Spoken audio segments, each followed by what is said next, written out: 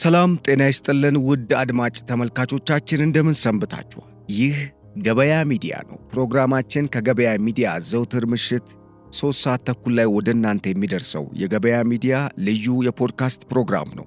በዛሬው የገበያ ሚዲያ ልዩ የፖድካስት ፕሮግራም እንደተለመደው ከኢትዮጵያ ብሔራዊ ጥቅም ጋር የተሳሰሩ ወሳኝ መረጃዎችን ይዘናል። በተለይም በዛሬው የገበያ ሚዲያ ልዩ የፖድካስት ፕሮግራም የትላንትናውን የጠቅላይ ሚኒስትር ዶክተር አብይ አህመድ የፓርላማ ንግግርና በፓርላማ ንግግሩ ላይ ጠቅላይ ሚኒስትሩ ንግግር አንድምታው ምንድነው፣ የንግግራቸው አስኳል ምንድነው የሚሉ ነጥቦችን አሁን ላይ የወጡ በተለይ የትንተና መረጃዎችንም መሰረት በማድረግ የተወሰነ የምንነግራችሁ ይሆናል። እንደዚሁም የግብፅ አስቂኝ ንግግር ግብፅ ኢትዮጵያ ከዝናብ ውሃ ታካፍለኝ ማለቷ እንዴት ይታያል የሚለው ጉዳይ አዲስ መነጋገሪያ አጀንዳ ሆኗል። በተለይም ይህ ጉዳይ ግብፅ የምትይዘው የምትጨብጠው ከማጣትም በላይ እየታወረች መምጣቷን የሚያሳይ ነው ተብሏል። ስለዚህ ጉዳይ በደንብ የምንነግራችሁ ነገር አለ። በዋናነት ኢሳያስን ማን ይተካቸው የሚለው ስጋት አሁን ላይ እያየለ መምጣቱን ተከትሎ 4 ሰዎች በኢሳያስ አፈወርቂ ቦታ ሊተኩ የሚችሉ መሆናቸው አሊያም ግምት የተሰጣቸው መሆኑን የሚያሳይ መረጃ ወጥቷል። እነኚህ ሰዎች ከልጃቸው ይጀምራል። እንደዚሁም የኢሳያስ የቅርብ ሰዎችና ጄኔራሎችን እንደዚሁም የደህንነት መስሪያ ቤት ሰዎችን በስፋት ማዕከል ያደረገ እንደሆነ ነው መረጃው የሚያሳየው። በምስራቅ አፍሪካ ቀጠና 3 መንግስታት ሊቀየሩ እንደሚችሉ የሚያሳዩ መረጃዎች እየወጡ ነው። አንደኛው የጅቡቲው ፕሬዝዳንት ኢስማኤል ኡመር ጊሌ ናቸው። ሌላኛው የሶማሊያው ፕሬዝዳንት ሐሰን ሼክ መሐሙድ ይሆናሉ። እንደዚሁም የኤርትራው ፕሬዝዳንት ኢሳያስ አፈወርቂ አሊያም ደግሞ ሱዳኑ አልቡርሃን ከስልጣን ሊነሱ የሚችሉበት ሁኔታ እየተፋጠነ የመጣበት ሁኔታ እንዳለ እየተገለጸ ነው። በእነኚህ ጉዳዮች ዙሪያ ሰፋ ያሉ መረጃዎችን እንሰጣችኋለን። የዛሬው የገበያ ሚዲያ ልዩ የፖድካስት ፕሮግራም እንደተለመደው ሞቅ ባለ ሁኔታ ወደ እናንተ የሚደርስ ይሆናል። እንድትከታተሉን፣ እንድታዳምጡን፣ አብራችሁን እንድትቆዩ እየጋበዝን ለቻናላችን አዲስ የሆናችሁ ቻናሉን ሰብስክራይብ፣ ፕሮግራማችንን ደግሞ ላይክ እና ሼር እንድታደርጉ እንደዚሁም ተጨማሪ የምትሰጡን ሐሳብ አስተያየት በፕሮግራማችን ላይ ሂስም ካለ የምታክሉልንም አዲስ ያላየናቸው ወይም ደግሞ ህዝቡ መስማት አለበት ብላችሁ የምታምኑት መረጃም ካለ እንደዚሁ በቴሌግራም ቻናላችን በኩል አሊያም በሐሳብ መስጫ ሳጥኑ ላይ እንድታጋሩን እየጋበዝን ከኛ ጋር አብራችሁ መስራት ለምትፈልጉ በተለይም ምርትና አገልግሎታችሁን ማስተዋወቅ ለምትሹ ወገኖች የስልክ ቁጥራችንን አሊያም የኢሜል አድራሻችንን ወይም ደግሞ በቴሌግራም አድራሻችን ላይ መልእክቱን ብትልኩልን ይደርሰናል። አብራችሁን ስሩ፣ አበረታቱን እያልን በቀጥታ ወደ ዕለቱ የገበያ ሚዲያ ልዩ የፖድካስት ፕሮግራም ተሻገርን።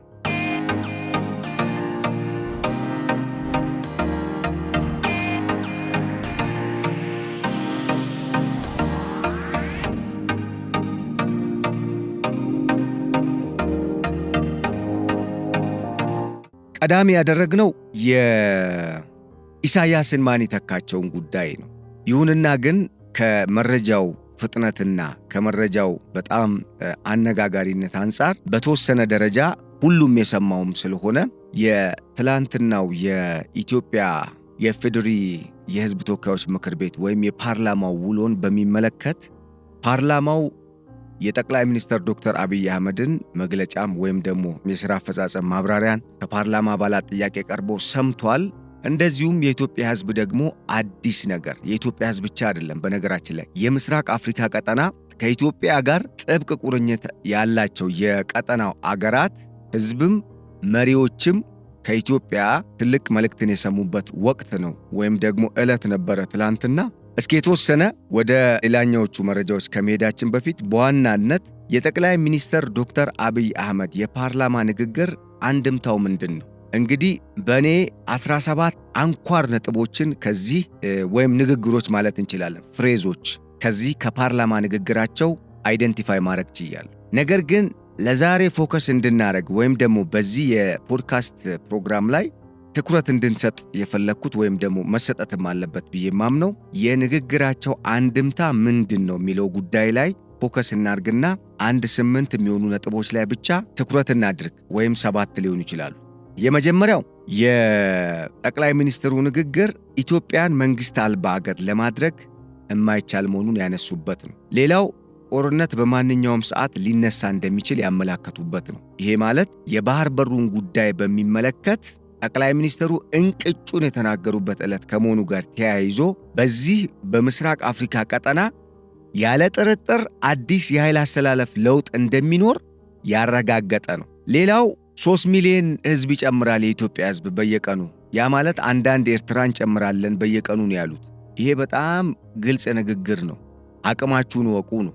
ጦርነቱ ከተጀመረ በጦርነቱ አሸናፊ ስለማትሆኑ ይሄ የመጨረሻ ንግግር ይግባችሁ፣ አለበለዛ ግን የሚመጣው ቢመጣ ወይም ደግሞ ምንም ቢፈጠር ማንም ምንም ቢል ማንም ምንም ቢያደርግ የኢትዮጵያ የባህር በር ጉዳይ እውን ከመሆን ከመሳካት ምንም የሚያግደው ነገር የለም፣ አሊያም ይሳካል ነው። እዚህ ጋር ጠቅላይ ሚኒስትሩ አንድ የተናገሩት ነገር አለ። የባህር በሩንና ወደቦቹን አጠቃላይ ለማጣት ምናልባት ኤርትራንም እንድትገነጠል ለማድረግ የ30 ዓመታት የትግል ዘመንን ወይም ዓመታትን ፈጅቶ ሊሆን ይችላል። ነገር ግን ይሄ የተወሰደን ነገር ለመመለስ 30 ዓመት ላይፈጅ ይችላል። አንድ ቀንም ሊሆን ይችላል፣ አንድ ሳምንትም ሊሆን ይችላል። ብቻ ግን ጠቅላይ ሚኒስትሩ እርግጠኛ የሆኑበት ጉዳይ 30 ዓመት እንደማይፈጅ ነው። እዚህ ጋር መገንዘብ ያለብን ጉዳይ ጠቅላይ ሚኒስትሩ ግዴታ አንድ ቀን፣ አንድ ሰዓት፣ አንድ ሳምንት፣ አንድ ወር ወይም ዓመት ወይ 10 ዓመት ወይ 15 ወይ 20 ዓመት ማለት አይጠበቅባቸውም።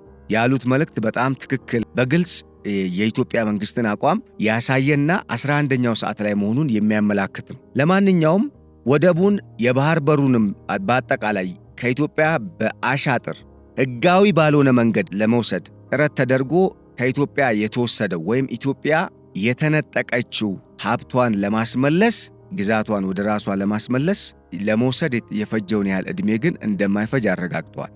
ይህንን እንይዘዋለን። ምክንያቱም እዚህ ጋር በጣም አትኩሮት መስጠት የሚገባን ለዚህ የተወሰደውን ነገር ለመመለስ 30 ዓመት ዳግም መፍጀት አይኖርበትም ወይም አንጠብቅም የሚለው ጉዳይ ይሄ እኮ ዝግጅቱ ማለቁን ነው የሚያሳየው። which means በባሌም ሆነ በቦሌ ወደዳችሁም ጠላችሁም ሰላምን የምትፈልጉ ከሆነ በሰላም ታመጣላችሁ። ሰላምን የማትፈልጉ ከሆነ ደግሞ በሚገባችሁ ቋንቋ ተገዳችሁ ትመልሳላችሁ ነው እየተባሉ ያሉት። ይሄ ይገባችኋል ብዬ ተስፋ አረጋለሁ። ለማንኛውም ይሄ ነው አንድምታው። ሌላኛው እዚህ ላይ ማንሳት የምፈልገው ነገር የኤርትራ የሀገርነት ዕውቅና ኦልሬዲ ትላንት ተሽሯል by default because ማን ነው ዕውቅናን የሰጠው የሚለውን ጉዳይ ጠቅላይ ሚኒስትሩ ሲያነሱ anyone question ማድረግ ያለበት ኤርትራ እንደ ሀገር እንድትቆም ከኢትዮጵያ መንግስት ዕውቅና ተሰጥቶኛል ስትል የነበረው የትኛው መንግስት ነው? የትኛው ካቢኔ ነው? የትኛው ሚኒስተር ነው የሰጣት? ቢያንስ በጽሁፍ ደረጃ መኖር ነበረበት የሚለው ጉዳይ በጣም ከባድ ንግግር ከመሆኑም በላይ ባይ ዲፎልት የኢትዮጵያ መንግስት ለኤርትራ ዕውቅና እንዳልሰጠም እኮ በሌላ በኩል እየነገረን ያለው ማለት ነው። ምክንያቱም ሰነድ የለም። ሰነድ አልባ የሀገርነት ዕውቅና ደግሞ የለም። አንድ ሁለተኛ ያለ ህጋዊ ፍቃድ ያለ ህግ አግባብ አንድ ግዛት ትላንትም ተናግሬያለሁ፣ የስዕበት ማዕከል፣ የኢኮኖሚ ማዕከል፣ የሀገር ህልውና መሰረት፣ የመተንፈሻ በር ዝም ብሎ እንደው እንደ አንድ ቀበሌ ወይም እንደ አንድ ሰፈር ቤት የሚካለል አይደለም። ወይ ደግሞ ይሄ ያንተ ድንበር ነው ይሄ የኔ ድንበር ነው የሚባል ነገር አይደለም። ቢኮዝ ይሄ የሀገር ጉዳይ ነው። ስለዚህ ያ ሰነድ የታለ ነው?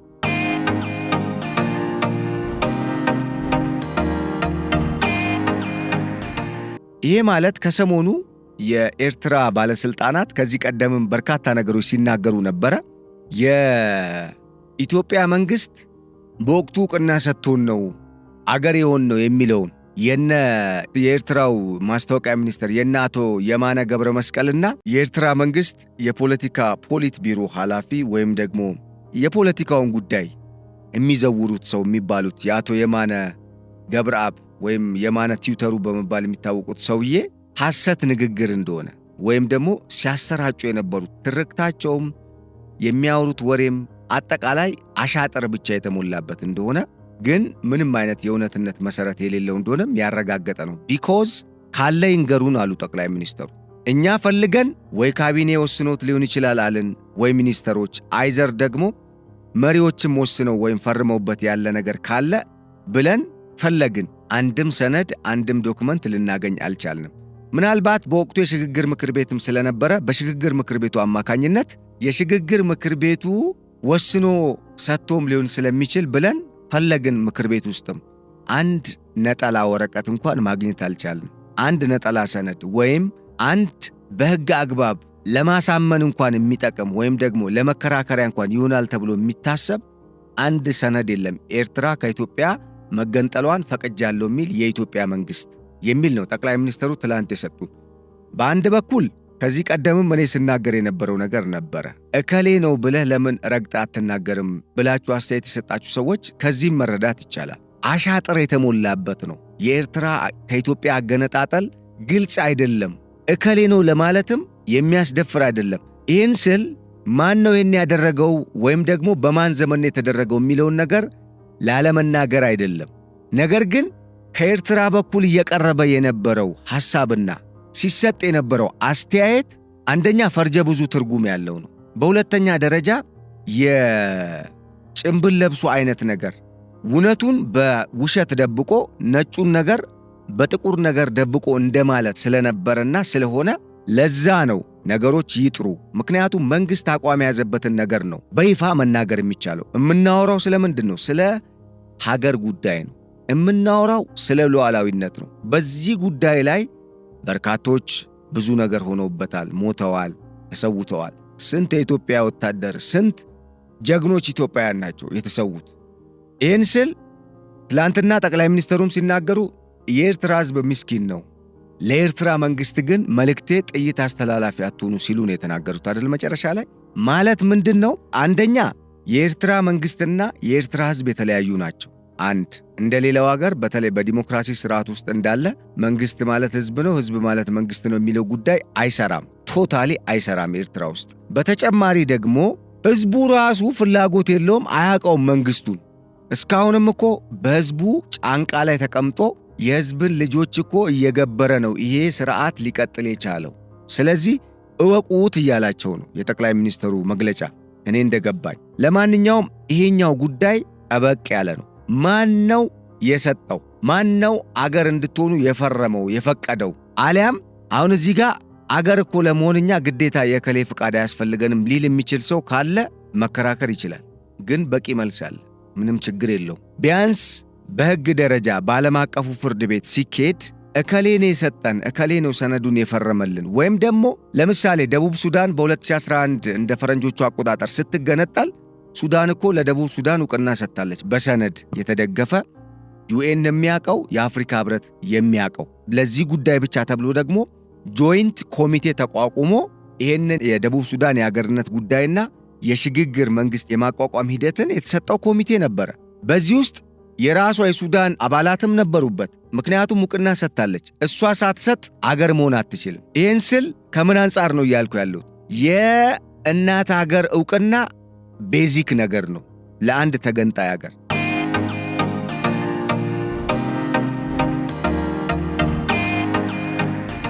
ወደ ኤርትራና ወደ ኢትዮጵያ ጉዳይ ስንመጣ ግን ኤርትራ ከኢትዮጵያ በምንድን የተገነጠለችው? ምንም አይነት የሰነድ ማስረጃ የለም ከኢትዮጵያ መንግስት ጋር። ለዚህ ነው እስካሁን ይሄ ነው አሁን ፈስ ያለበት ዝላይ አይችልም። እዚህ ጋር ነው የሚመጣው። ይሄ ነው እስካሁን የኤርትራ መንግስትን ኢትዮጵያን በማተራመስ እንዲኖርና ኢትዮጵያን ካላተራመስኩኝ ደግሞ ምንም አይነት በባይኖሚንስ ህልውና አይኖረኝም ብሎ እንዲያምን ያደረገው። ህዝቡ ግን እንደሚወረር ነው ሲነገር የነበረው። ነፃ ሀገር ነህ ግን ሊወርህ ነው የኢትዮጵያ ህዝብ ወይም ደግሞ ኢትዮጵያ ልትወር ነው የሚል ነበር ሲነገረው የነበረው። ነገር ግን የኢሳያስ አፈወርቂ መንግስትን በተለይ ሻዕቢያን ሲያሰጋ የነበረው ያው ፓርቲያቸውንም መንግስታቸውንም አንድ ስለሆነ ችግር የለውም። ሲያሰጋው የነበረው ከኢትዮጵያ ኤርትራ እንድትገነጠል የተደረገበት መንገድ፣ ኤርትራ ከኢትዮጵያ ተገንጥላ የቱ የኤርትራ ነው የቱ የኢትዮጵያ ነው አለመለየቱ ጉዳይ፣ በዋናነት ደግሞ ለኤርትራ የሀገርነት ዕውቅና ተሰጥቶኛል ብሎ የኤርትራ መንግስት ለኤርትራውያን እንደዋሻቸው ሳይሆን ኤርትራ ሲጀመር አሁንም እንደ ሀገር እንዳልቆመች የሚያረጋግጥ ነው የትላንቱ የጠቅላይ ሚኒስትሩ ያወጡት ሚስጥራዊ መግለጫ። እንደ መግለጫ ነው የሚወስደው። ምክንያቱም ኦልሬዲ ብዙ ሚስጥሮችን ከዛ ላይ ተገንዝበናል፣ ማወቅም ይቻላል። አንደኛ ቀደም ሲል የነገርኳችሁ የሰነዱ ጉዳይ በጣም ከፍተኛ ትኩረት ሊሰጠው የሚገባ ጉዳይ ነው።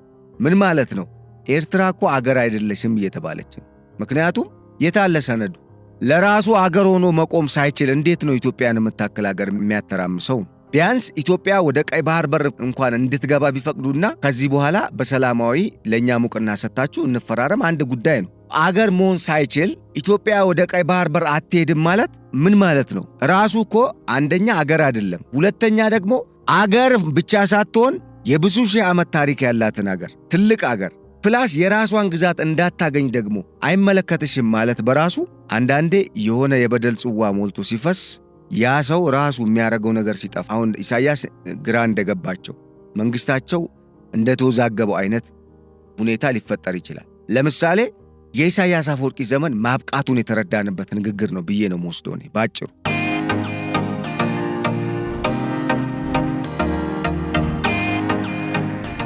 ምክንያቱም አንደኛ እንደ ሀገር አልቆሙም። ለካ ለዚህ ነው ቀጠናውን ሲያተራምሱ የነበሩት። ሁለተኛ ምን አረጋገጠልን? ኢሳያስ አፈወርቂ የሚመሩት የሻዕቢያ መንግስት የኤርትራውያን ውክልና የለውም። ኤርትራውያንን አይጠቅምም፣ አልጠቀመም፣ ለኤርትራውያን ውግንና የለውም። በቀጥታ ከዚህ ቀደም እንደተናገርነው የግብፅ አጀንዳ አስፈጻሚ አሊያም የግብፅ መንግስት ባለሙሉ ስልጣን አምባሳደር ሆኖ አጀንዳ አስፈጻሚ ነው በምስራቅ አፍሪካ ላይ። ይሄ በትላንትናው መግለጫ መረዳት የምንችለው ነው። ሌላው ጉዳይ ህጉ የቱ ነው? ህጉ የቱ ነው? ምን አይነት ህግ ነው ያለው? እነሱ ዓለም አቀፍ ህግ እንደዚህ ሆኖ ሉዓላዊነታችን ሊደፈር ነው ምናምን የሚለውን የትኛውን ህግ ነው የሚሉት? አንደኛ በህግ ሳይገነጠሉ የትኛው ህግ ነው? አንድ ሰነድ ያስፈልጋላ። ሰነድ እኮ ግዴታ ሰነድ መኖር አለበት። ምክንያቱም አገር ነው፣ ስለ አገር እኮ ነው የምናወራው አይደለም። አገር ሁለት ግለሰቦች አንዳንድ ሰዎች ግለሰቦች ራሳቸው እኮ በሆነ ጉዳይ ላይ ስምምነት ሲያደርጉ በህግ እኮ አንቀጾች ጠቅሰው አጣቅሰውም ውል ተጻጽፈው ውሉን ያንን ውል ይፈራረማሉ። በዋቢነት ይያዛል፣ ዋና ሰነድ ሆኖ ይቀመጣል። አገርን የሚያክል ነገር ከአንድ አገር ተገንጥያለሁ ብላ ካወጀች በኋላ የተገነጠለችበት ወይም ደግሞ ዕውቅና ያገኘችበት ሁኔታ በሌለበት ሁኔታ በህጋዊ መንገድ ሳትገነጠል እሺ በመፈንቅለ መንግስት ነው የተመጣው ተባለ።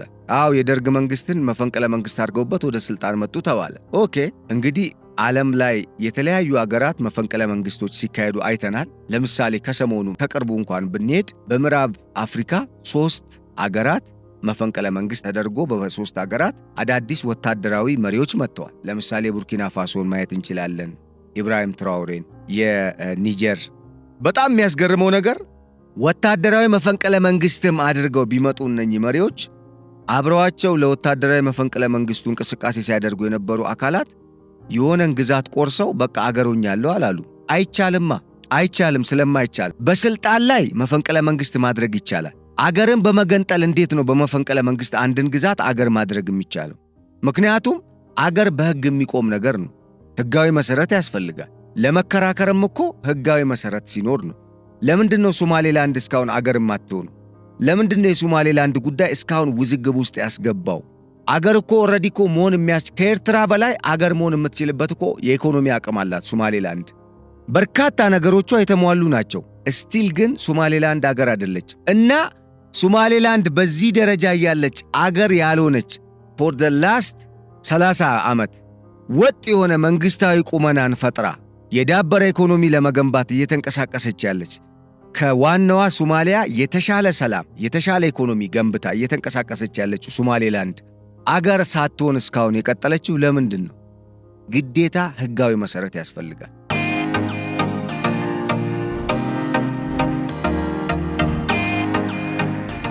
ኤርትራ ደግሞ ስትገነጠል አንደኛ በመፈንቅለ መንግስት የመንግስት ስልጣንን ገለበጡ አይደለ? የመንግስት ለውጥ ነው እንጂ ማድረግ የሚቻለው የሀገር ለውጥ እንዴት ይደረጋል? ወይ በስደተኝነት ወይም በአሳይለም ጠይቀው ሌላ ሀገር ጎረቤት ሀገር ሆኖ ዜግነት መቀየር ኦኬ ማለት የዛን ሀገር ዜግነት በማግኘት አዘርዋይስ መፈንቅለ መንግስት ተደርጓልና ኢትዮጵያ ሀገር አይደለችም ወደ ማለት ድምዳሜ መሄድ ይቻላል? ይሄ እኮ ህጋዊም አይደለም። ቢኮዝ ህጉም አይፈቅድማ፣ ህጉም ስለማይል ነው። ለማንኛውም እኔ በትላንቱ የፓርላማ ንግግር ጠቅላይ ሚኒስትሩ ማን ነው የወሰነው? ሰነዱ የታለ? የተፈራረመ ቢያንስ አንድ ሰነድ እስኪ ካለ ይንገሩን። እኛ ግን ሲንግል ሰነድ ሲንግል ክሬዴንሻል ዶኩመንት ልናገኝ አልቻልንም አሉ። ማን ነው ታዲያ ለኤርትራ የሀገርነት ዕውቅና የሰጠው? ባይ ዲፎልት እኮ ኤርትራ ሀገር አይደለሽም መባሏ ነው የሚገባኝ። ቢኮዝ የለማ በሌለ ነገር እኮ አለ ብሎ መነጋገር አይቻልም። በቋፍ ላይ ያለ ለራሱ የዛፍ ላይ እንቅልፍ ሆኖበት ጭንቀት ውስጥ ያለ መንግስት ኢትዮጵያን የምታክል ሀገር የባህር በር አታገኝም ወይም ደግሞ ወራሪ ነች ብሎ ራሱን ልክ ነፃ ሀገር አድርጎ ወይም ነፃ ኢትዮጵያን እንደማይጎዳ ወይም ከዚህ ቀደም በኢትዮጵያ ላይ ምንም እንዳልሰራ አይነት አድርጎ አስቦ የሚሰጠው መግለጫ አይናውጣ አይደለም ማለት አያስኬድም። ባጭሩ ፎርማል የሆነ ቃላትን መጠቀሙ የተሻለ ነው። አያስኬድም። ይሄ ሁኔታ የሚያስኬድ ቢሆን ኖሮ እስካሁን የኢሳያስ አፈወርቂ መንግስት የኤርትራውያንን የኑሮ ዘይቤ የሚቀይር የኢኮኖሚ ሁኔታ የሚያሻሽል የገቢ አቅማቸውን የሚያሳድግ በጣም ወሳኝ የሚባለው የኢኮኖሚ ለውጥ ላይ ትኩረት አድርጎ መስራት ሲገባው ኢትዮጵያን ማተራመሱ ላይ ፎከስ ባላረገ ነበር። ለምን?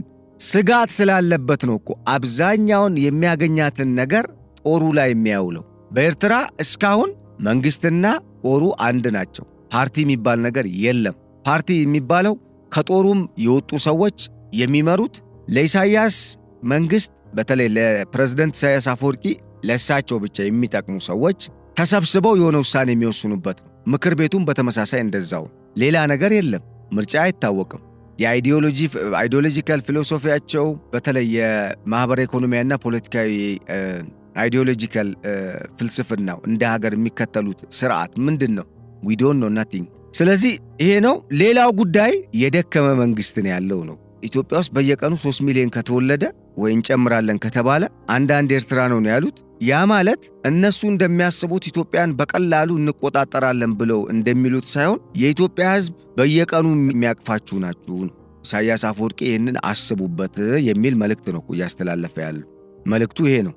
ከሁሉም በላይ ግን 3 አንኳር ጉዳዮች ላይ በደንብ አጽንኦት ሰጥቶ ባንክሮ ማየት መመርመር መረዳት የሚያስፈልግ ይመስለኛል። አንደኛ፣ እስካሁን ኢትዮጵያ ውስጥ እየተደረገ ያለው የተለያየ አካባቢ የሚደረገው ይሄ ጦርነት የትጥቅ ትግል እንበለው የአማጺ ቡድን እንበለው ትላንትና ጠቅላይ ሚኒስተሩ እንዳሉት በሆነ አካል የሚዘወር ቡድን እንበለው ብቻ እስካሁን መንግስትን ቢዚ ለማድረግ በውጭ ኃይሎች አማካኝነት የኢትዮጵያ ሕዝብ ላይ በተለያዩ አካባቢዎች የእንቅስቃሴ ገደብ እንዲጣል ወይም ደግሞ ህዝቡ በስጋት ውስጥ ገብቶ የእንቅስቃሴ ሁኔታውም እንዲገደብ ያደረጉ እንቅስቃሴዎችም ለበርካታ የኢትዮጵያውያን ንጹሃን ዜጎች ህልፈትም ምክንያት የሆኑ ግጭቶች ጠቅላላ ዕድሜ ማራዘሚያ ነበሩ ለካ ለነኛ።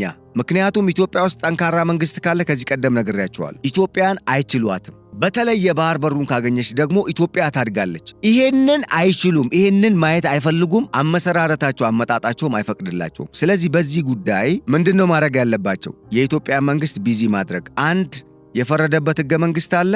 ምርጫ ወቅት እስከሚደርስ ለካ መንግስትን ቢዚ አድርገው በግድ የጸጥታ ችግር አለ በሚል የምርጫ ጊዜ እንዲያልፍ ይደረግና ከዛስ እኩል ነን እኛም አማጺዎቹም ስልጣን ላይ ያለውም አካል እኩል ነን መንግስት የለም ወደሚለው ድምዳሜ እንድንሄድ ነበር። ስለዚህ አንዱ አጽንኦት የሰጠሁት ከንግግራቸው ኢትዮጵያን መንግስት አልባ ሀገር ማድረግ አይቻልም። ቢኮዝ ሲደረግ የነበረውና እየተደረገ ያለው ነገር ለካ ኢትዮጵያን መንግስት አልባ ለማድረግ ነው። ይሄንን አረጋግጧል የጠቅላይ ሚኒስትሩ ንግግር። እነኚህ የተለያየ መልክ ይዘው የሚንቀሳቀሱ ቡድኖች የሚዘውራቸው አካል በኢትዮጵያ ውስጥ በህግ የተመረጠ ህጋዊ መንግስት የለም የሚለውን አጀንዳ ጀስቲፋይ ለማድረግ ነው ለካ በየጊዜው የሆነ እየተነኮሰ እየጠፋ እድሜውን አራዝሞ መጨረሻ ላይ የጸጥታ ስጋት ስላለ ስለተደቀነ ምርጫ አይካሄድም ይባላል። ከዛ እኩል ነን ለሚል ድምዳሜ እየተዘጋጀ መሆኑን የሚያሳይ ነው።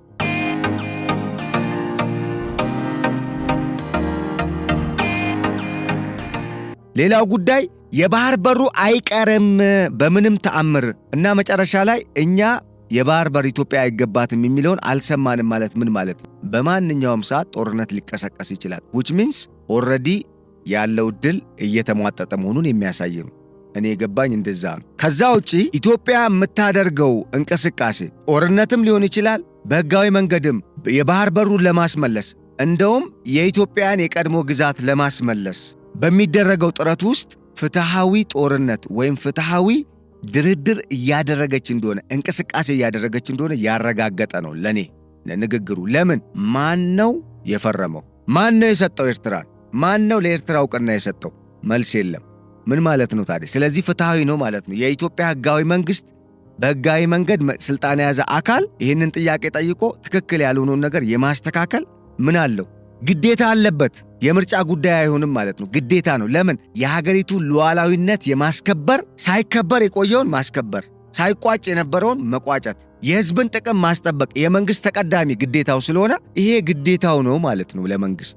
ምክንያቱም ኢትዮጵያ እስካሁን አገር ነኝ ብትልም ጎረቤቷ ነገር ግን የኢትዮጵያ አንድ ግዛት ሆና እንደቀጠለች የሚያሳይ እንጂ አገር ሆና እንዲያለች ወይም እንደቀጠለች የሚያሳይ መረጃ የላትም። ያችኛዋም አገር ነኝ የምትለውም የኢሳያስ አፈወርቂዋ ኤርትራ ሰነድ የላትም። ስለዚህ ህግን የማስከበር እርምጃ መወሰድ ይገባዋል እንደማለት ነው። ምክንያቱም የመንግስት ተቀዳሚ ተግባር የሀገርን ሉዓላዊ ዳር ድንበር፣ ሉዓላዊ ጥቅም ማስጠበቅ፣ የህዝብን ሰላምና ደህንነት ማስጠበቅ እነኚህ ተቀዳሚ ተግባራት ናቸው። ህግን ማስከበር ተቀዳሚ ተግባራት ናቸው። ስለዚህ አሁን የኤርትራ መንግስት አገር ነኝ አንድ አገር ምመራ ሉዓላዊ መንግስት ነኝ ቢልም በህግ አግባብ ግን የጨረቃ መንግስት ነው እንበለው፣ የጨረቃ መንግስት። ምክንያቱም የሆነ ጊዜ ህጋዊነት ሲመጣ የህጋዊነት ሰርተፊኬት የሚሰጥ አካል ሲመጣ አሊያም ደግሞ በዛ አይነት አግባብ ውስጥ አገራት ማለፍ በሚገባቸው ወቅት ላይ ፍተሻ ሲደረግ ጨረቃ ሆኖ ይገኛል። ያ ማለት ይፈርሳል ማለት ነው። ጊዜያዊ ስብስብ ነው ማለት ነው። ምክንያቱም ለዚህ ጥያቄ መልስ መስጠት የሚቻል ከሆነ ማን የፈረመውን መመለስ አለብን። ያን ደግሞ ለመመለስ በቃ አይቻልም። ኢንሾርት ለምን ማን ነው በወቅቱ የነበሩት ስልጣን ላይ የነበረው አካል ካልፈረመ፣ በወቅቱ ካቢኔ ተብሎ የተሰበሰቡ ሚኒስተሮች ፈርመው ካልሆነ፣ ያንን የሚያሳይ ሰነድ ከሌለ፣ በወቅቱ በሽግግር መንግስቱም ወቅት የብሔራዊ ምክር ቤቱ አባል ሆነው የነበሩ ሰዎች ፈርመው ካልሆነ፣ ምክር ቤቱ ምንም ሰነድ ከሌለው ማን ነው ታዲያ ኤርትራን አገር ብሎ ዕውቅና የሰጠው? እንዴት ነው የተገነጠለችው? ሲጀመር እንደነገርኳችሁ አንድ መንግስትን በመፈንቅለ መንግስት ወታደራዊ መፈንቅለ መንግስት በማድረግ ስልጣን ላይ ሲመጣ ሰንብቷል። ይህ የአፍሪካውያን ባህል ነው። ኢትዮጵያም ተደርጓል። ኦልሞስት ስሩአውት አፍሪካ ኦል ኦቨር አፍሪካ ኢንክሉዲንግ ሰሜን ለነኚህ የማግሪብ ሪጅን የሚባሉ እንደ ቱኒዚያ፣ አልጄሪያ፣ ግብፅ ወዘተም ኢቭን እስከ ሊቢያ ድረስ የተደረገ ነው። በምዕራብ አፍሪካም እንደዚሁም በምስራቅ አፍሪካም የተለመደ ነው። በደቡብ አፍሪካም ተለምዷል። ነገር ግን የመንግስት ለውጥ ነው እንጂ የአገር ለውጥ ሲደረግ አላየን። ምክንያቱም ሕግን መሰረት ያደረገ ነገር ነው የሚጸናው። እውነታውም ያ ነው። ያ ማለት የሻዕቢያ መንግስት የኤርትራ ወጣቶችን ሲገብር የነበረው ለጨረቃ አገር ነበር ማለት ነው።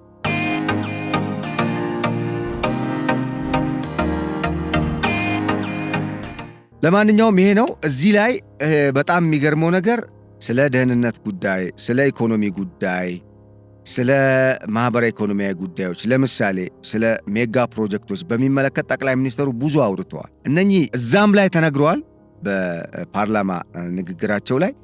ግን የዋና የቀጠናዊ ጉዳይን በሚመለከት እኛ ከምንሰራው ከሀገራዊ ጉዳይ ጋር የሚገናኙት የጠቀስኳቸው ነጥቦች ናቸው። ከጠቅላይ ሚኒስትሩ የፓርላማ ንግግር ዋና ዋና አንኳር ተብለው በፍሬዝ ደረጃ ከወጡ 17 ነጥቦች እነኚህ 8ቱ ወሳኝ ናቸው። ህጋዊ መንግስት አይደለም ብለው የምርጫ ጊዜ እንዲያልፍ አሁን መንግስትን በተለያየ ጦርነት ቢዚ በማድረግ መጨረሻ ላይ የምርጫ ጊዜ እንዲያልፍ ይገደዳል መንግስት። ከዛ ህጋዊ መንግስት አይደለም በሚል በጫካም እኛና ተቃዋሚዎችና በስልጣን ላይ ያለው መንግስት እኩል ነን፣ ከዚህ ቀደም እንደተባለው ማለት ነው። ኢማጂን ተደጋጋሚ ጊዜ ኢትዮጵያ ላይ የሚሰሩ ትሪኮች ተመሳሳይ ናቸው።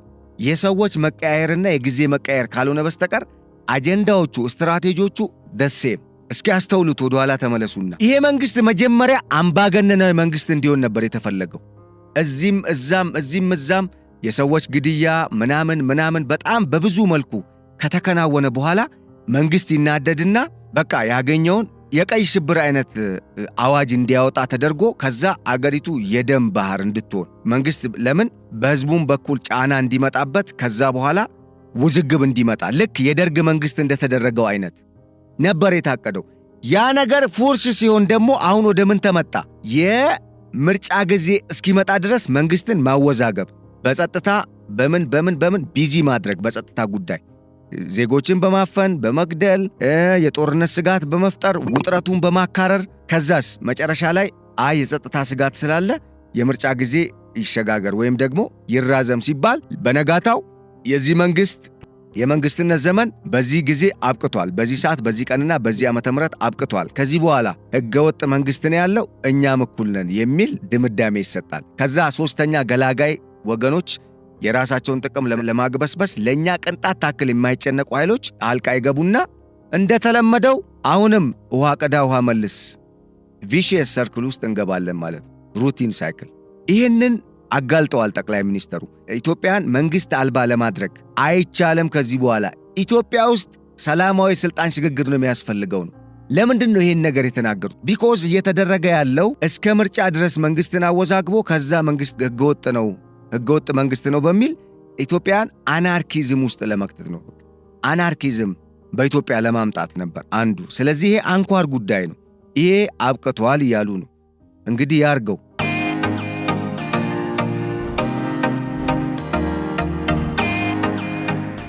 ሌላው ጉዳይ የባህር በሩ ጉዳይ አብቅቷል። በቃ ትላንትና መደምደሚያ ተሰጥቶታል። ተወደደም ተጠላም በግድም ይሁን በውድ በግዴታም ይሁን በውዴታ ኢትዮጵያ ግዛቷን ታስመልሳለች። ፔሬድ። በጣም ከሰፋ ኤርትራ የኢትዮጵያ አካል የምትሆንበት፣ ካነሰ ደግሞ ከምጽዋ ወደብ ደቡባዊ አቅጣጫ እስከ ጅቡቲ ድንበር ድረስ ያለው የኢትዮጵያ ግዛት ለኢትዮጵያ እንደሚመለስ እውን የሆነበት ነው። ወይም ደግሞ ያ እንደማይቀር፣ አለበለዛ ግን በቀጠናው ሰላም እንደማይኖር ሁሌ እየተባላን ነው የምንኖረው አይነት ነገር ነው። ጠቅላይ ሚኒስተሩ ስለ ግብፅ ጉዳይ ብዙም አላሉም ትላንትና። ምክንያቱም ትላንትና በጣም ሐመር ማድረግ የፈለጉት በእኔ አረዳድ እና ትኩረት ሰጥተው ሚሴጅም ሲያስተላልፉ በጣም ፎከስ ማድረግ የፈለጉት የቀይ ባህሩን ጉዳይ ነው፣ የአባይን ጉዳይ አይደለም። ኦልሬዲ የአባይ ጉዳይ የተዘጋ ስለሆነ ይመስለኛል። ምክንያቱም በቃ በጋራ እንልማ ነው። ሶፍት ዲፕሎማሲን ነው የተከተሉት በንግግርም። ቢኮዝ አንድ ህዝቦች ነን፣ በጋራ ብንለማ በጣም ሰፊ ሀብት ወርቁም፣ ብሩም፣ የሰው ኃይሉም ጉልበቱም አለን። ስለዚህ አፍሪካንም መመገብ የሚችል የቆዳ ስፋትም ስላለን የሚታረስ መሬትም ስላለን አብረን እንስራሉና አለፉት። ቢኮዝ ቁም ነገሩ ያለው አሁን ቀይ ባህር ጋር ነው። ለምን? በአባይ ጉዳይ ላይ ግብፅ ቁማሩን ተበልታለች። አሁን ግብፅ የምታነሳቸው ሐሳቦች ቀጥያ ያነሰዋለሁ፣ ሁለተኛ አጀንዳይ ስለሆነ እንቶ ፈንቶ ካልሆነ በስተቀር እዚህ ግባ የሚባል ነገር አይደለም። ቁም ነገር ያለው ውሃ የሚያነሳ ነገር የላትም። በተለይ ማስረጃን መሰረት ያደረገ ነገር አታነሳም ግብፅ። ያ ነገር ከ14 ዓመት በፊት ነበረ፣ ወይም የህዳሴ ግድቡ ከመመረቁ በፊት ነበር ፎከስ መደረግ የነበረበት ወይም አሳሳቢ የነበረው። ለጊዜው አሳሳቢ የነበረው በወቅቱ ነበረ። ከዛ በኋላ ግን አሁን አሳሳቢው አሁን በዚህ ጊዜ ክሪቲካል የሆነ ናሽናል ኢንተረስትን ፎከስ ያደረገው እና ደግሞ የኢትዮጵያ አሁን ላይ በጣም ያላሰለሰ ጥረትና እንቅስቃሴን የሚጠይቀው ጉዳይ ወይም ብሔራዊ አጀንዳ ፕላስ ስትራቴጂክ የሆነው ናሽናል ኢንተረስቷ የኢትዮጵያ ናሽናል ኢንተረስት ቀይ ባህር ነው፣ አክሰስ ቱ ደ ሲ። ስለዚህ ይህ ጉዳይ አብቅቷል። በእኛ በኩል በባሌም በቦሌም ይሁን ኢትዮጵያ ይሄንን የባህር በር ታገኛለች። እወቁት፣ እርማችሁን አውጡ ነው እኔ ገባኝ ያሉ። የውስጥ ኃይሎች ደግሞ የተጋለጡበት ነው። የውስጥ ኃይሎች ማለት ከሌ ማለቱ አያስፈልግም። ለምንድን ነው የማያስፈልገው? በእውነት ለመብት የሚታገልም አለ፣ በእውነት ደግሞ ባንዳም አለ። ባይኖ ሚንስ ግን ከግብፅ ጋር ተባብሮ ለግብፅ አጀንዳ አሽከር ሆኖ የሚሰራ ግን ኢትዮጵያዊ ማንነት የለውም። በተለይ ለግብፅ የሚሰራ ለዚች ሰይጣን አገር ራሷ ወደ ስልጣን ላመጣቻቸው ኃይሎች ለማተኛ በጣም ሰልፊሽ ለሆነች አገር አሽከር ሆኖ የሚያገለግል ይሄ ማንነቱ ራሱ አጠያያቂ ነው፣ ምንም አይነት ብሔር ውስጥ ይሁን። ይህን ስል በእውነት ለህዝብ የሚታገሉ አሉ። ለህዝብ መታገል ክብር ነው፣ ለህዝብ እውነተኛ ጥቅም። በብሔራዊ አንድነትና በብሔራዊ አጀንዳ ላይ ግን ግዴታ አንድ መሆን አለብን። ለምንድን ነው የውዴታ ግዴታ? በቃ ግዴታ ነው። ለምን? ሀገር ስትኖር ነው ዜጎቿ በሰላም ወጥተው መግባት የሚችሉት፣ የምንፈልገው ማህበራዊ ኢኮኖሚያዊና ፖለቲካዊ መብታችንም የሚከበረው ወይም ኢቭን ይህንን እንቅስቃሴ ማድረግ እንኳን የምንችለው። ምክንያቱም ያለን አንድ የጋራ ነገር አገር። ስለዚህ በዚህ ጉዳይ ይህንን ካልን እንግዲህ በቀጣይ ሁለት ነገሮች ይጠበቃሉ። አንደኛ ጦርነቱ ኤኒታይም ሊቀሰቀስ ይችላል። ምን ካልሆነ ሰላማዊ የጠረጴዛ ላይ ድርድሩ የማይሳካ ከሆነ ኃይል አማራጭ ሊሆን ይችላል። ፔሬድ። ሁለተኛው ጉዳይ ይሄ ጉዳይ በሰላማዊ መንገድ የሚሳካ ከሆነና በድርድር ነገሩ የሚያልቅ ከሆነ እነኛ አካላት ገብተው ትላንትና የተጠሩት አካላት እንደና አሜሪካ፣ ራሽያ፣ ቻይና፣ የአውሮፓ ህብረት፣ የአፍሪካ ህብረትን የመሰሉ አካላት ጉዳዩ ላይ እጃቸውን አስገብተው ወይም ደግሞ ገብተውበት በሰላማዊ መንገድ የሚጠናቀቅ ከሆነ ኤርትራ ሀገር ሆና ልትቀጥል ትችላለች። አዘርዋይስ ግን ቀጥሎ የሚመጣው ሁኔታ የቀጠናውን ታሪክም ካርታም የሚቀይር ሁነት ይጠብቀናል ማለት ነው። ለማንኛውም ይህን ጉዳይ በዚህ መልኩ እንቋጨው ለዛሬ።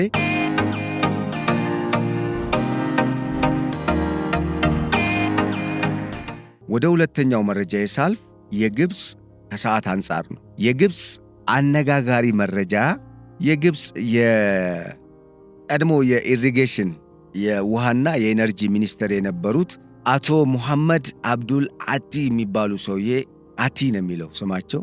ኢንፋክት እኔ ስም ብዙም ሰምቼው አላቅም። ለማንኛውም ኢትዮጵያ ከአባይ ውሃ እጠቀማለሁ ካለች ከዝናብ ውሃ ታካፍለን ሲሉ ተናግረዋል። እነኚህ ሰዎች እብደት ውስጥ ናቸው ይመስለኛል። ምክንያቱም ምን አይነት መረጃ እንኳን ይዘው መምጣት እንዳለባቸው፣ በምን ከኢትዮጵያ ጋር መከራከር እንዳለባቸው ራሱ አቅላቸውን እየሳቱ ነው፣ ግራ እየገባቸው ነው ያሉት። ተወዛግበዋል። ምክንያቱም እንዴት ነው የዝናብ ውሃ አንደኛ በዓለም አቀፍ ሕግ የለም። ለመፈተሽ ሞከርኩኝ እኔ። የፈተሹ ደግሞ በጣም በዘርፉ ላይ ዕውቀት ያላቸው የእኔ ታላላቆችንም አየሁ የለጠፏቸውን። ለምሳሌ ለእናንተ እንደ መረጃ ምንጭ እንዲሆናችሁ ዘአስራት የሚል ኤክስ ወይም የትዊተር ፔጅና እዛ ላይ እስቲ ተመልከቱት። ይህንን ጉዳይ በርካታ ነጥቦች ተነስተዋል። በጣም በእውቀት የተሞላ ጽሑፍም ነው። እዩት እስኪ ጽሑፉን።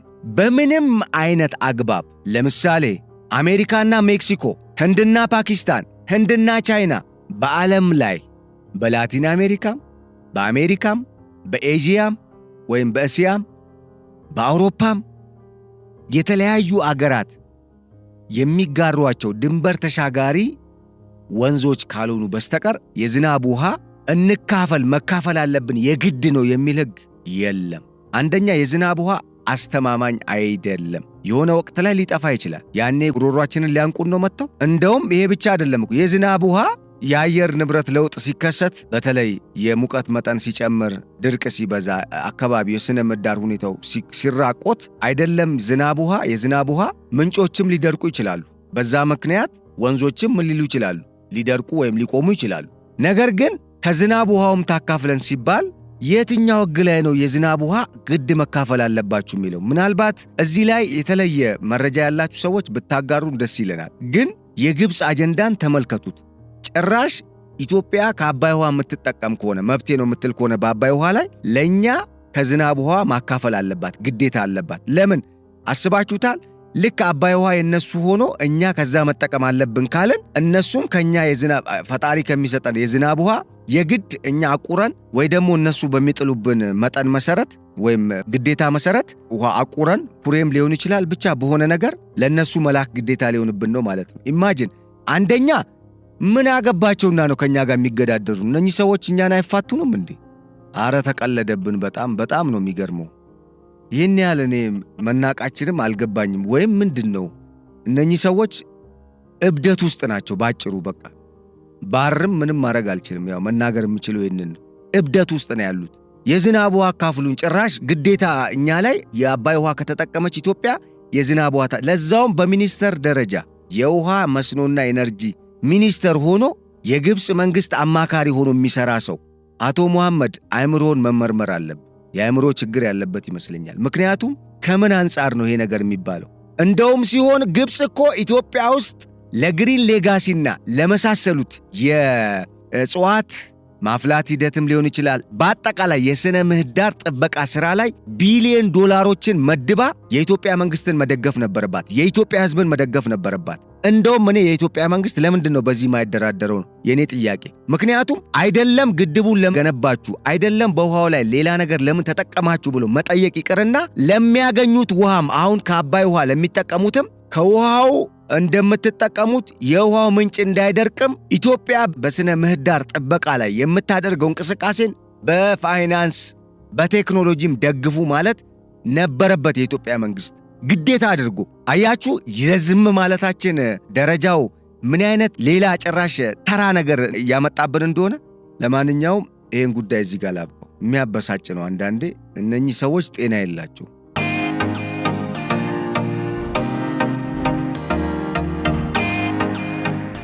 ወደ ሌላኛው መረጃ የተሻገሩ የግብፅ አስቂኝ ንግግር በዚሁ እንዳለ ያዙልኝና ግብፅ ይሄን ለምንድን ያለችው የሚለውን ነገር መጨረሻ ላይ አንድ ላይ ለመቋጨት ፈልጌ ነው አያይዤ ማለት ነው። ኤርትራ ውስጥ ፕሬዝዳንት ኢሳያስ አፈወርቂን ማን ይተካ የሚል አዲስ መነጋገሪያ የሆነ መረጃ አጀንዳ ተነስቷል። ለምንድን ነው ከተባለ 3 ነገሮች ላንሳላችሁ አጠር አድርጌ ካለኝ ሰዓት አንጻር። የመጀመሪያው ፕሬዝዳንት ኢሳያስ አፈወርቂ በአራቱም አቅጣጫ ተቃዋሚ ተነስቶባቸዋል። አንድ ከውጭ፣ አንድ ከዓለም አቀፉ ማህበረሰብ፣ 2 ደግሞ በኤርትራ ውስጥ ብርጌድ ንሓመዱ የጃንዚዎችን የኢንተርኔት ጄኔሬሽን የዩዝ ሙቭመንት ወይም የወጣቶች እንቅስቃሴ በስፋት ኤርትራ ውስጥ እየተካሄደ መሆኑን በህቡ አረጋግጧል፣ ተናግሯል። ይሄ ነገር የማይቀለበስ እንደሆነም አረጋግጧል። የኤርትራ መንግስት ሲያስር ቢውልና ቢያድር እንቅስቃሴውን መቀልበስ እንደማይችል አረጋግጧል።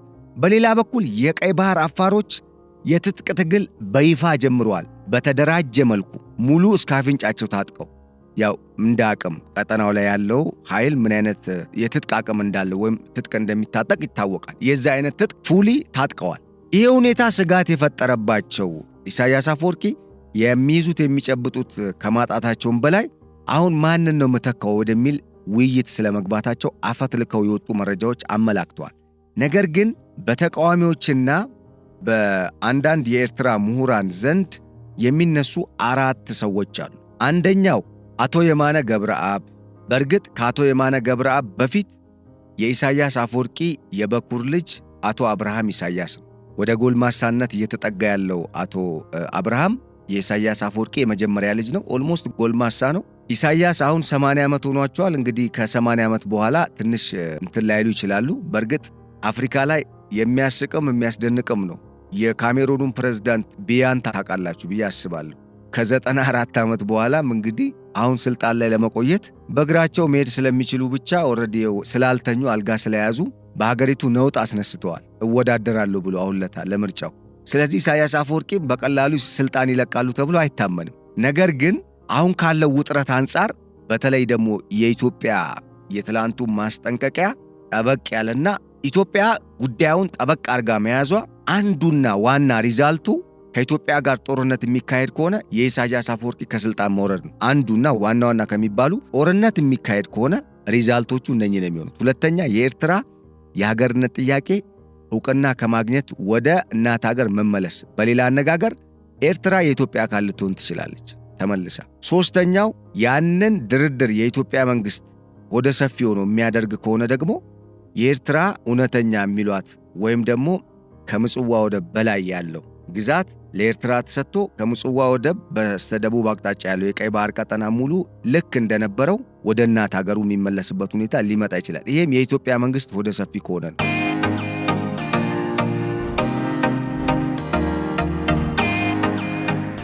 ሌላው ጉዳይ እልቂት ነው።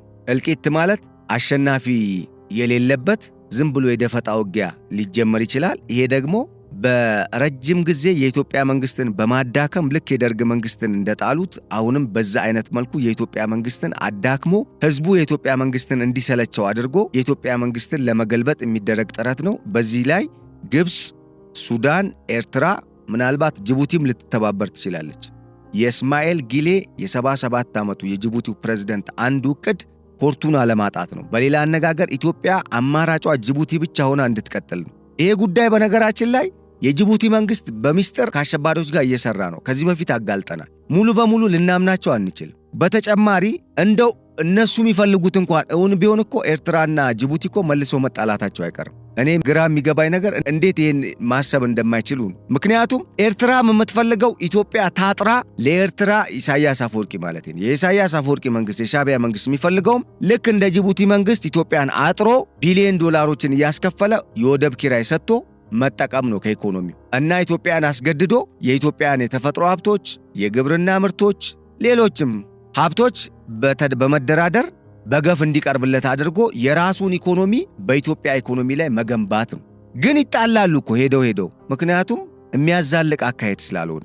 ለማንኛውም ይሄ ሁኔታ በቀጣይ የሚሆን እንኳን ቢሆን ዘለቄታዊ የሌለው የማያባራ ጦርነት ውስጥ ነው የሚገባው። በተጨባጭ ግን ጦርነቱን አሁን ላይ ቀድሞ ከነበረው በብዙ መልኩ የሚለያይ ስለሆነ ምንድነው የተባለው? ትላንትና ጠቅላይ ሚኒስትሩ ሲናገሩ ኤርትራ ሰው የጋዛን ጦርነት እያየ በቲፎዞ ጦርነት ውስጥ አይገባም። ለምን በቲፎዞ ተባለ?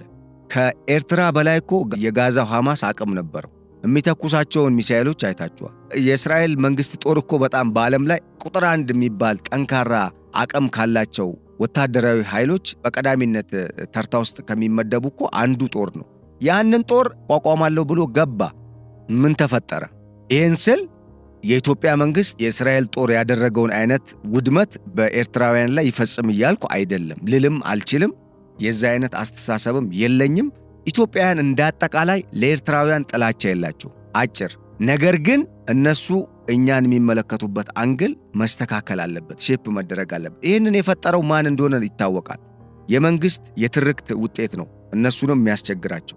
ኢትዮጵያውያኖችን ለማመን የሚቸግራቸው አንዱ በትርክት የታጠሩ መሆናቸው። በማይሆን ትርክት ልትወረድ ነው። ለራሱ ትክክለኛ በህጋዊ መንገድ አገር ሆኖ ሳይመሰረት ገና እችን የምታክል አገር ለመበጥበጥ 30 ዓመት እኮ ማለት የአንድ ሰው ዕድሜ ነው እኮ አይደል? እንዴ የአንድ ወጣት ዕድሜ ነው። ብዙ ነገር እኮ ታሪክ ይሰራበት ነበር ሁለቱ አገሮች ቢተባበሩ። በተለይ ህዝቡ አምላክ እኮ ያያል። ለህዝብ እኮ ነው አምላክ ይፈርዳል።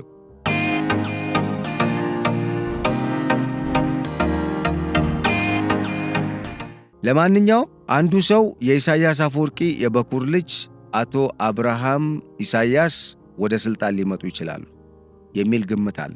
እኚህ ሰው የኢሳያስ አፈወርቂ አማካሪም ተደርገው በ2018 ሹመት ተሰጥቷቸዋል። እንደ ፈረንጆቹ አቆጣጠር ኦልሞስት ላለፉት 8 ዓመት ከፕሬዝደንቱ ጋር በአማካሪነት እየሰሩ ነው። 3 ሀገር ሳውዲ አረቢያ፣ ሱዳንና በድብቅ ግብፅ ሄደዋል። ሌላው ጉዳይ አሁን ላይ አብዛኛውን ጊዜውን የሚያሳልፈው ወደ ወጣትነት የሚያለ ስለሆነ አንተ ልበለው ፕሬዝደንቱ ጽህፈት ቤት ውስጥ ነው ወይም የፕሬዝደንቱ የሥራ ቦታ ላይ ነው። አዲ ሃሎ ቤተ መንግሥት ውስጥ ሆኖ ግን በዋናነት የፕሬዝደንት ጽህፈት ቤት ነው እያሳለፈ ያለው። ይሄ በራሱ የሚያሳየው ነገር አለ። ነገር ግን ወደ ስልጣን የሚመጣ ከሆነ ብዙ እክሎች አሉበት። በተለይ የሚሊተሪ ሰው አለመሆኑ በጦሩ ዘንድ ተቀባይነት እንዳያገኝ ሊያደርገው ይችላል የሚል ስጋት አለ። ይሄ ስጋት ደግሞ ቀላል ስጋት አይደለም። ባይሆን አንድ የወጣ ሚስጥር እኔ ስረዳው አሁን ላይ ከፍተኛ የሚባሉ ኢሳያስ ከስልጣን የሚነሱ ከሆነ ወይም ደግሞ እዛው ነገሩ የሚያልቅ ከሆነ የከፍተኛ በሀገሪቱ ያሉ ከፍተኛ የጦር አመራሮች በቅድሚያ ሊረሸኑ ወይም ከስልጣን ሊወገዱ ይችላሉ። ለምን? እነሱ ናቸው ሚስጥር የሚያውቁት፣ እነሱ ናቸው ይሄን ሰው የማይቀበሉት። ምክንያቱም ልጃችን እኛን አይመራንም ሊሉ ይችላሉ፣ እነሱ ያሳደጉትም ልጅ ስለሆነ። ስለዚህ ከዛ አንጻር በራሱ ታማኞች የጦሩን ቦታና አመራሮች ሊተካ ይችላል። በዛ ምክንያት ስልጣን ሊይዝ ይችላል ወይም ስልጣን ላይ ሊቆይ ይችላል። ኡኖስ ወደፊት የሚመጣውን ነገር እናያለን። እንደተለመደው ኢሳያስ አፈወርቂ ለሀገሪቱ ሕዝብ ታማኝ ነኝ ብለው ይህንን ሾው ለመስራት ልጆቻቸውን በሳዋ እኚሁ የፕሬዝደንቱን ልጅ አቶ አብርሃምን በሳዋ የወታደራዊ ማሰልጠኛ ካምፕ ገብቶ ሰልጥኖ ነው የወጣው። እንግዲህ ስለ ጦሩ የተወሰነ ግንዛቤ አለው ቢባልም በአንጋፋ የጦሩ አመራሮች ሰዎች ዘንድ ግን ስልጣን ላይ መጥቶ በመሪነት ተቀምጦ ይመራቸዋል የሚል ፍላጎትም እምነትም የለም ነው የተባለው። ይሄ ችግር አለ። በሌላ በኩል አንዳንዶች ኮሎኔል ይሉታል፣ አሁን ግን ብርጋዴር ጄኔራል ሆኗልም የሚሉ አሉ የጄኔራሎችም አሉ። ግን ለማንኛውም አንዱ አቶ የማነ ገብረአብ ነው። የአቶ የማነ ገብረአብ የኤርትራ የፖሊት ቢሮ ኃላፊ ነው። ማንኛውም የፖለቲካ ፕሮፓጋንዳና ስልጠናን በተመለከተ የፓርቲውን ጉዳይ ወዘተ የሻዕቢያ መንግስትን እንቅስቃሴ ፖለቲካዊ እንቅስቃሴ በበላይነት የሚመራ ሰው ነው። አንዳንድ ጊዜ የኤርትራው የውጭ ጉዳይ ሚኒስተር የማስታወቂያ ሚኒስተርም ወይም ኢሳያስ አፈወርቂም የሚልኳቸው የልዑክ ቡድኖች ወደ ውጭ ሀገር ሲሄዱ ኢሳያስ አፈወርቂን በመወከል የቅርብ ሰው ስለሆኑ እንደ ሰላይም ሆነው እንደ ታማኝ ሰውም ሆነው በኢሳያስ ቦታ ምናልባት ከውጭ ኃይሎች ጋር ተነጋግረው የመፈንቅለ መንግስት ሙከራ እንዳያደርጉም በሚል የሚላኩ ሰው ናቸው። ስለዚህ እኚህ ሰው በወጣቱ ዘንድ በተለይ ተወዳጅ ናቸው። በተለይ በፖለቲካውም ዘንድ ብዙ ነገሮችን የሚያውቁ ሰው ናቸው በሚል ግምት የተሰጣቸው ሰው ናቸው። የማነ ባለ ቲዩተሩ ነው የሚባለው። በኤክስ ፖስታቸው ብዙ ጊዜ የሚታወቁ ሰው ናቸው። 70 ዕድሜ ውስጥ ነው ያሉት። ያው እዛ ሀገር አሁን በርካታ የሽማግሌ ማህበረሰብ ስላለ ወይም ዕድሜያቸው የገፉ ሰዎች ስለሚበዙ ከስልጣን ላይ ካሉት ሰዎች በአንጻራዊነት በዕድሜ አነስ ያሉ ናቸው ነው የሚባለው። ሌላዎቹ 80 ወደ 90 እየተጠጉ ያሉ ከመሆናቸው ጋር ተያይዞ ማለት ነው።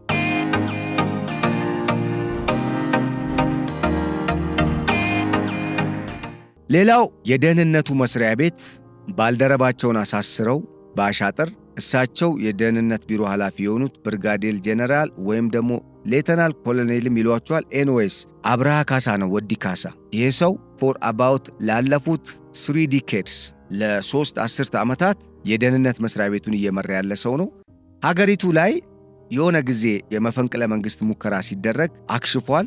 አሁን ደግሞ ባለፈውም በተወሰነ ደረጃ የመፈንቅለ መንግስት ሙከራ ተደርጎ እንቅስቃሴውን ለማክሸፍ ጥረት ካደረጉ ሰዎች መካከል አንዱ ነው ተብሏል። ምንም እንኳን የመፈንቅለ መንግስት ሙከራው አሁንም የቀጠለ ቢሆንም ማለት ነው። እኚህ ሰውም የደህንነት መስሪያ ቤቱን ከመምራትም በላይ የኢሳያስ ቀኝ እጅና በርካታ የአገሪቱ ሚስጥሮችን የሚያውቁ ሰው ከመሆናቸውም በላይ ጥብቅ ኔትወርክ ያላቸው ከመሆናቸው ጋር ተያይዞ ወደ ስልጣን ሊመጡ ይችላሉ ኢሳያስ የሆነ ነገር ቢሆኑ ወይ ከስልጣን ቢነሱ የሚል ግምት አለ። በኃይል ከሆነ ተጠራርገው የሚጠፉ ናቸው። የሲቪሉ ኃይል ነው ወደ ስልጣን የሚመጣው። ነገር ግን እዛው ምናልባት በጤና እክል አይዘር ደግሞ በሆነ ምክንያት ስልጣን ላይ የማይገኙ ከሆነ ሽማግሌው መሪ እኚህ ሰው ወደ ስልጣን ሊመጡ ይችላሉ ባላቸው ኔትወርክ፣ ወይም እዛው መፈንቅለ መንግስት ሊያደርጉ ይችላሉ ተብሎ ይጠበቃል። ሌላው ጉዳይ አራተኛ ሰው የኤርትራ የጦር ኃይል መሪ ጄኔራል ፊሊጶስ ወልደ ዮሐንስ ናቸው። በነገራችን ላይ አንድ ትኩስና በጣም ወሳኝ ሰበር ዜና ላሰማችሁ። የኤርትራው የመከላከያ ሰራዊት ወይም ደግሞ የጦሩ ኢታማጆር ሹም የሆኑት ጄኔራል ፊሊጶስ ወልደ ዮሐንስ ሀገሪቱን ለቀው በሕክምና ምክንያት በሚል ከኤርትራ ከወጡ 1 ሳምንት አልፏቸዋል። እኚህ ሰው ወይ መፈንቅለ መንግስት ያደርጋሉ አሊያም ደግሞ ኢሳያስ አፈወርቂ በጤና እክል እንኳን ወደ ስንበት የሚያመሩ ከሆነ ወይ የሚሰናበቱ ከሆነ ወደ ስልጣን ከሚመጡና በተለይ በጦሩ ዘንድ ከፍተኛ ግምት ከተሰጣቸው ወይም ተወዳጅ ከሚባሉ ሰው አንዱ የጦር መኮንን ናቸው። በሀገሪቱም አሁን ላይ በተለይ ከኢትዮጵያ ጋር በንግግር ነገሩን በሰላማዊ መንገድ እንፍታው የሚል አቋም ካላቸው ከፍተኛ የኤርትራ መንግስት የጦር አመራርና ባለስልጣን መካከል አንዱ ናቸው። እንደሚታወቀው የኤርትራው የውጭ ጉዳይ ሚኒስተር አንዱ ኤርትራን በመሪነት ይይዛሉ ተብለው ሲገመቱ የነበሩ ነበሩ። አሁን ላይ በኢሳያስ አፈወርቂ ጥብቅ ቁጥጥር ውስጥ ነው ያሉት። የቁም እስረኛ ናቸው። ለሾ ይወጣሉ፣ አንዳንድ እንትኖች ላይ ይገኛሉ፣ በት ወዲያው በቁጥጥር ስር ናቸው። ምንም የሚያደርጉት እንቅስቃሴ ምናልባት የሽንት ቤትና ወደ ተለያዩ አካባቢዎች መጸዳጃ ቤት እንደዚህ የግል ጉዳዮችን ሲያደርጉ አብረዋቸው ይሄዳሉ። መረጃው የለኝም። ነገር ግን በሚመሩት ስብሰባ በሚያደርጉት እንቅስቃሴ በተለይ ለህዝቡ አሉ የሚለውን ለማሳየት ከሰሞኑ ከዲፕሎማቶች ጋር ውይይት እንዲያደርጉ ተደርጎ ነበረ። ሰው ተወክሎባቸው የሚናገሩትም እየተናገሩ ያሉ። ስለዚህ የእሳቸው ከፍተኛ ግምት የነበረ ቢሆንም ወደ ስልጣን ይመጣሉ የሚል ቢኮዝ ኤክስፖዠሩም ስለነበራቸው ከውጭ አገራት ዲፕሎማቶችና መንግስታት ጋር ግምት ተሰጥቷቸው ነበር። አሁን ግን በዛ ቦታ የሉም ቢኮዝ በቁጥጥር ስር ናቸው። የሆነ እንቅስቃሴ ቢኖር እርምጃ ይወሰድባቸዋል ነው የሚባለው፣ ኢንኬዝ በተአምር የሚተርፉ ካልሆነ በስተቀር።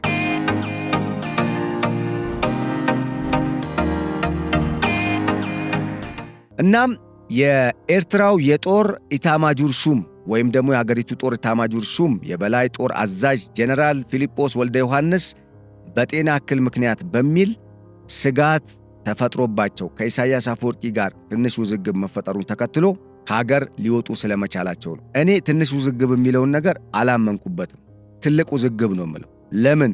የኤርትራ ጉዳይ በኤርትራውያን ሊያልቅ የሚችልበት ፕሮባቢሊቲ በጣም ከፍተኛ ነው። ትልቅ ማዕበል አለ፣ የተዳፈነ ህዝቡ ውስጥ እየተብላላ ያለ። ያ ማዕበል የሚነሳ ከሆነ ኢሳያስ አፈወርቂ ዊዝን ደቂቃዎች ዊዝን ሃውርስ ሊሆን ይችላል ከኤርትራ ሊለቁ አሊያም ሊሰደዱ ይችላሉ፣ ወይ ደግሞ አምቡሽ ሊደረጉ ይችላሉ እዛው። ኢሳያስ አፈወርቂ ከኤርትራ የሚለቁ ከሆነ አንዱ መዳረሻቸው ሳውዲ አረቢያ ወይም ዩጋንዳ ሊሆን ይችላል። ካልሆነ ግን ግብፅ እንኳን ተመልከቱ እስኪ ውድ አድማጭ ተመልካቾቻችን፣ ለማረፊያነት አልተጠቀሰችም። ሴፍ ሀገር እኮ አይደለችም ግብፅ። ለራሷ እኮ ደህንነቷ የተረጋገጠ ሀገር አይደለችም። ኢሳያስ ኢራን ነው ይሄዳሉ ተብሎ የተገመተው 3ኛ ላይ።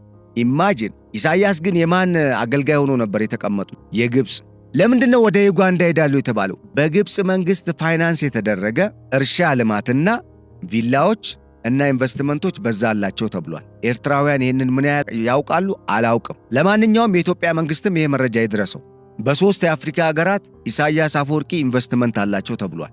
እና እንደ አጠቃላይ እነኚህ 4 ሰዎች አሁን ላይ በተለይ ከውጭ ጉዳይ ሚኒስተሩ ኡስማን ሳልህ ባሻገር ዋና ግምት የተሰጣቸው ሰው ናቸው። ሞስት ፕሮባብሊ በሰላማዊ መንገድ እሳቸው ስልጣኑን ለመልቀቅና ልክ እንደ ሳውዲው ንጉስ የኢሳያስ ስርወ መንግስት በኤርትራ ለመገንባት እንቅስቃሴ እየተደረገ ስለሆነ ምናልባት እንደ ሳውዲው ንጉስ እሳቸው እያሉ አዛውንቱ ሽማግሌው እያሉ እንደ ክራውን ፕሪንስ ሙሐመድ ቢን ሰልማኑ የሳውዲ አረቢያው ንጉስ የኢሳያስ የበኩር ልጅ አቶ አብርሃም ኢሳያስ አፈወርቂ ስልጣን ይዘው ይፋ ሊሆን ይችላል፣ ወይም ደግሞ አገሪቱን ሊመሩ የሚችሉበት ሁኔታ ሊመጣ ይችላል። አንዳንድ ለውጦችን በማድረግ በተለይ አሁን ላይ የአየር ኃይሉንና ሌሎች ከደህንነት ጉዳዮች ጋር የተያያዙ የሲቪል አደረጃጀቶችን ይሄው የኢሳያስ አፈወርቂ የበኩር ልጅ አቶ አብርሃም እየመራቸው እንደሆነ የሚያሳይ መረጃ አለ። ከዚህ አንጻር ይሄ ሰው ወደ ስልጣን ሊመጣ የሚችልበት ሁኔታ ሊኖር ይችላል። ኤኒዌይስ አሁን በአጠቃላይ ባለው ሁኔታ ይሄ ሁኔታ እንዲፈጠር ግብፅ ራሷ ግፊት ልታደርግ ትችላለች ነው። ቅድም ወዳልኳችሁ ነገር መጣው። አሁን ግብፅን በሚመለከት ማለት ነው። ለመቋጫ ግብፅ አብሯት የሰራን ራሱ ምትበላ አገር ነች። ለኢሳያስ አፈወርቂ አንዱ ውድቀት ግብፅ ነች። ይሄን ነገር ያዙልኝ። ምክንያቱም ግብፅ አሁን የራሷን ጥቅም ብቻ ስለሆነ ፎከስ የምታደርገው ወይም ትኩረት የምትሰጠው ኢሳያስ አፈወርቂ በህዝቡ ቅቡልነት የሌለው መንግስት ስለሆነና መሪ ስለሆነና የሻዕቢያ ስብስብ ኦልሬዲ ፌድ እያረገ እድሜያቸውም እየገፋ አእምሯቸውም እየዛገ ስለመጣ ልትቀይር ሐሳብ አላት ግብፅ። ስለዚህ ወይ የኢሳያስን ልጅ ነው የምትጠቀመው፣ አይዘር ደግሞ የሆነ ከግብፅ ጋር አጀንዳዋን እንደ ኢሳያስ ለማስፈጸም አለ ገባና መሃል ላይ የፈጸመ አንድ የጦር መኮንን ወይም የሲቪል ባለስልጣን እዛው አተራምሳ ልታመጣ ትችላለች። ለምን? በሰፈሩት ቁና ነው የሚሰፈሩት። ኢሳያስ አፈወርቂ አብሯቸው ቻይና ድረስ የሄደው የታገሉ 7 አመራሮችን እኮ ገለዋል።